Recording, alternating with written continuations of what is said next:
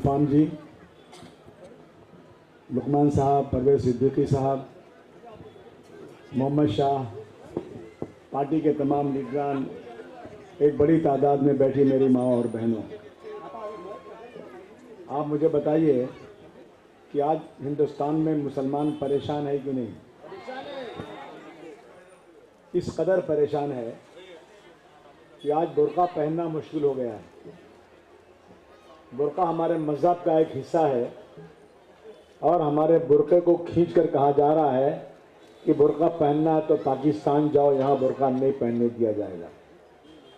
जब 1947 में ये मुल्क आज़ाद हुआ था तो मोहम्मद अली जिन्ना की आवाज़ पर यहाँ का मुसलमान अपने सरो सामान के साथ पाकिस्तान जा रहा था, लेकिन उस वक्त यहाँ के नेताओं ने चिल्ला चिल्ला कर कहा है, मुसलमानों इस मुल्क को छोड़कर मत जाओ, तुम्हारे बाप दादाओं की कब्रिस्तान यहीं पर है, तुम्हारी लाखों मस्जिदें वीरान हो जाएंगी, तुम्हारी दरगाहों में कोई फातिहा पढ़ने वाला नहीं होगा, तुम्हें ताजमहल का हुस्न पुकारता है, मुसलमानों रुक जाओ, तुम्हें अल्लाह और रसूल का वास्ता है, रुक जाओ, तुम्हें यहाँ इमदाद नहीं बल्कि तुमको हक दिया जाएगा।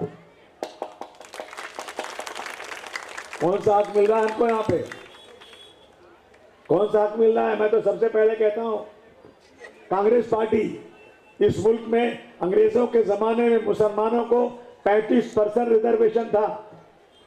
100 में 35 दबे कुचले मुसलमानों को रोजगार में और एजुकेशन में रिजर्वेशन था। 1947 में देश आजाद हुआ। 1950 को 10 अगस्त को जवाहरलाल नेहरू और वल्लभ भाई पंत ने जाकर के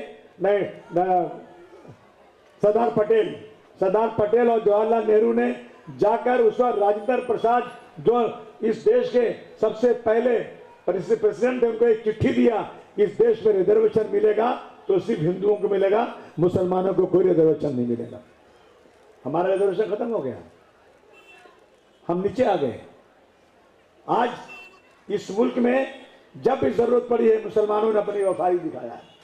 मैंने पूछा उस दिन मुख्यमंत्री से, मुझे बता दो कि मुसलमानों ने कौन सी मंदिर को तोड़ने की बात किया, मुसलमानों ने कौन सी मंदिर के पास चिल्लाकर ये कहा कि इस देश में रहना है तो ला इलाहा इल्लल्लाह पढ़ना पड़ेगा? बताओ एक जगह मुसलमानों ने ये कहा कि जब गणपति आएगी तो आप आइए, हम आपको ठंडा पानी पिलाएंगे, शरबत पिलाएंगे, लेकिन मेरी मस्जिद के सामने नगाड़े मत बजाओ। नमाज होती है, डिस्टर्बेंस होता है, मेरी मस्जिद पे गुलाल मत फेंको। क्या गलत कहा?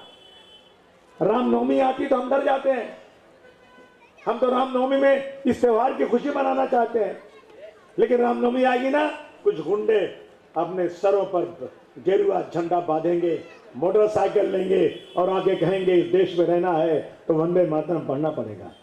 ये हो रहा है कि नहीं हो रहा है? जिन्होंने जान देकर मैकदे की आबरू रख ली, वही अब कतरे कतरे के लिए तरसाए जाते हैं।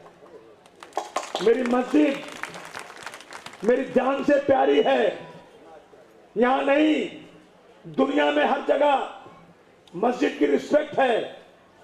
जाओ बड़े बड़े मुल्कों में देखो, जब मस्जिद भर जाती है तो लोग बाहर नमाज पढ़ते हैं। मैं लंदन गया था, मेरा भाई रहता है, मस्जिद भर गई। रमजान के महीने में क्रिश्चियन लोगों ने अपना चर्च खोल दिया, इसमें नमाज पढ़ो। और मेरे मुल्क में 3 बच्चों ने इसी महाराष्ट्र में कल्याण में या कोई जगह पर फार्मेसी कॉलेज में 3 बच्चों ने नमाज पढ़ लिया। गुंडों को बुरा कर उनको बेइज्जत किया गया, उनको कान पकड़ के उठी बैठी कराया गया, उनको थूक के चटाया गया। मैंने कहा कि सुनो, नमाज का वक्त मुकर्रर होता है। अगर सुबह 6:45 पर फजर होती है तो उसको 7 बजे नहीं पढ़ना है बल्कि 6:45 पे पढ़ना है। जोहर की नमाज 1:30 बजे होती है तो उसको 4 बजे नहीं पढ़ना है, 1:30 बजे ही पढ़ना है। और नमाज नहीं पढ़ेगा तो मुसलमान नहीं होगा। मार रहे मुसलमानों को। और एक आदमी, एक लौंडा है, नेपाली दिखता है, टिंगना, पता नहीं किसकी औलाद है, बहुत बात करता है। मेरे लाल, अगर ताकत है ना तो सिक्योरिटी हटा के आ जा। क्या बात है, क्या बात है? Samajwadi party, Samajwadi party. मैंने कोई गलती नहीं किया। वो कहता है मस्जिद में घुस के मुसलमानों को मारूंगा। बच्चा, हमने चूड़ियां नहीं पहन रखी हैं, तू मस्जिद में घुस के मारेगा। मैं मुख्यमंत्री के पास गया, मैं एकनाथ शिंदे के पास गया, मैंने कहा साहब देश कानून से चलेगा, इसके मुंह पर ताला लगाओ, तो इसको मंत्री पद से हटाओ। इसे कसम खाया था 2 बार, जब एमएलए बना तो कसम खाया मैं कानून को रखवाला हूं, मैं कानून से काम करूंगा, मैं शपथ लेता हूं। मंत्री बना फिर शपथ लिया इसने, और इसको आपने इस सांड की तरह छोड़ दिया है, जो चाहे करे ये। मुझे अफसोस हुआ बहन, मैं रोया उस दिन। मेरे बस्ती जिले का एक लड़का 14 साल का, जिसके बाप ने उसको तलुजा में हाफिज बनाने के लिए भेज दिया था, मालवा में उसका घर था, कोकन में वो रहता था, भंगार का धंधा करता था। बच्चा यहां से गया छुट्टी में, एक शराबी आदमी मोटरसाइकिल पर आया, बोला यार मैच हो रहा है, तू पाकिस्तान का साथ देगा कि हिंदुस्तान का? उसने कहा मैं हिंदुस्तान का साथ दूंगा, मुझे पाकिस्तान से क्या लेना? बोले नहीं तूने पाकिस्तान बोला। अरे नहीं भाई मैं हिंदुस्तान, नहीं तूने पाकिस्तान बोला। उसको मारा, उसके माँ बाप आए उसको मारा, और शाम को पुलिस भी आई, पुलिस ने केस कर दिया। शाम को 100 लोगों को आकर उसका पूरा घर तोड़ दिया, 15 लाख का सामान था लूट लिया। वो बेसहारा इंसान, एक छोटा टेम्पू था उसके पास, सबको लेकर कल्याण मियां का भाले की जगह पे रहता है। क्या करूं मैं, कैसे मदद करूं? सरकार सुनने को तैयार नहीं।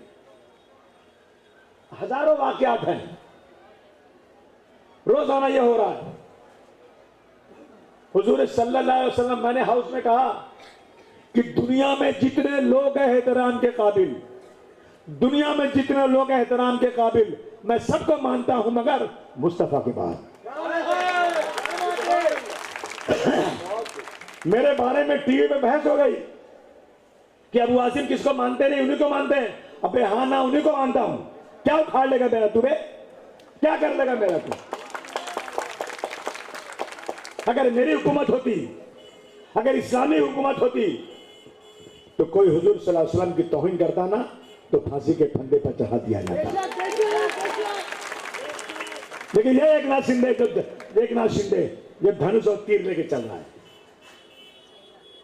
उसने राम क्या नाम उनका, रामगिरी को कहा, रामगिरी ने तौहीन किया था, पूरे देश में उसके खिलाफ एहतजाज चल रहा था। उसने कहा रामगिरी को कि आप चिंता मत करो, मैं तुम्हारे साथ हूं।